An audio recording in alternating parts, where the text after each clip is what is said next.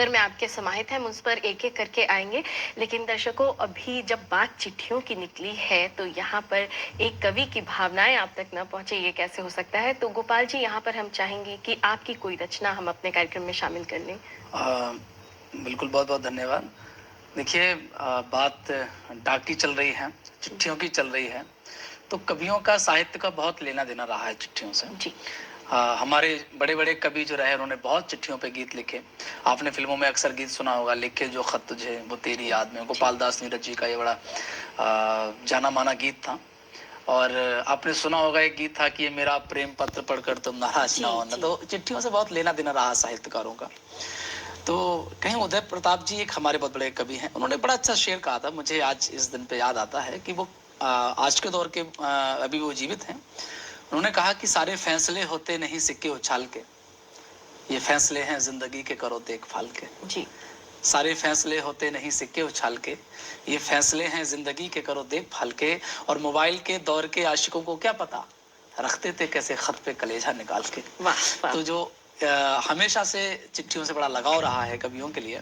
देखिए मैं चाहूंगा कि थोड़ा सा लोगों को मनोरंजन के लिए, जब आपने कहा है मुझसे, तो मैं थोड़ा हंसाने का भी प्रयास करूंगा। जी। एक छंद से मैं शुरुआत करना चाहूंगा, और खासकर उन लोगों के लिए कहना चाहता हूं जो भाग दौड़ भरी नौकरी करते हैं, यानी सुबह निकल गए फिर शाम को घर लौटते हैं, जी। रात में घर लौटते हैं, सुबह जल्दी निकल जाते हैं। तो ऐसे लोगों के लिए एक छंद है कि रोज भाग दौड़ वाली करते जो नौकरी बे, क्या है अंगड़ाई क्या जमाई भूल गए हैं।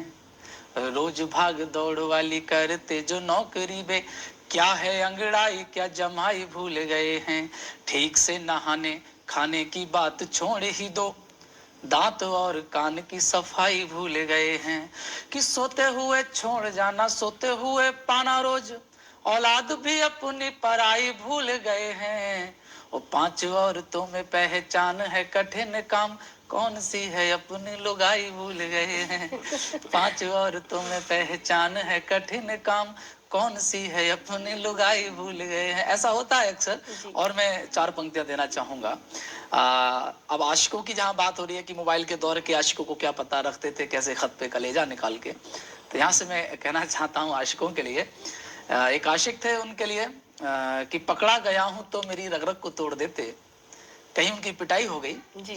तो वो कहने लगे मुझसे, मैंने उन्हें चार पंक्तियों में ढाला कि पकड़ा गया हूं तो मेरी रग रग को तोड़ देते, गन्ने में जैसे कोई नींबू न छोड़ देते, और जिस जिसने मारा मुझको कीड़े पड़ेंगे उसको, बॉडी तो तोड़ दी थी चेचिस तो छोड़ देते।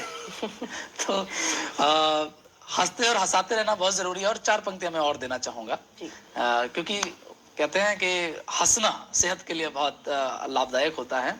और चार पंक्तियों में ये कहना चाहूंगा, क्योंकि व्यक्ति अगर ना हंसे, कहते हैं ना हंसने की कला सिर्फ मनुष्य को आती है, जी। जी। और शायद आपने किसी जीव को किसी जानवर को हंसते हुए नहीं देखा होगा, तो हंसना चाहिए।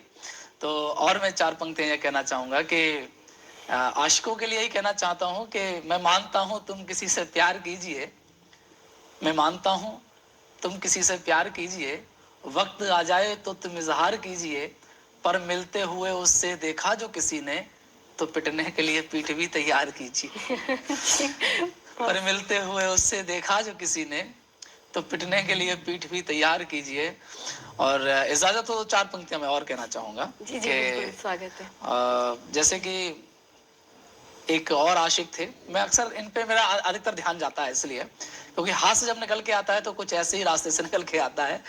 तो वो मुझसे अपनी दुख भरी दास्तान कहने लगे, तो मैंने चार पंक्तियां उनके लिए कही कि जैसे उन्होंने कहा कि मैं किसी से प्रेम करता था लेकिन मैं क्या करूं वो मेरी बात नहीं मानती, तो मैंने उन्हें चार पंक्तियां कही कि करोगी प्यार अगर मुझसे सवरना भूल जाओगी, किसी आशिक को जाने जा परखना भूल जाओगी, अगर एक बार भी मुझको बुलाकर और को देखा, तुम्हारी टांग तोड़ेंगे निकलना भूल जाओगी।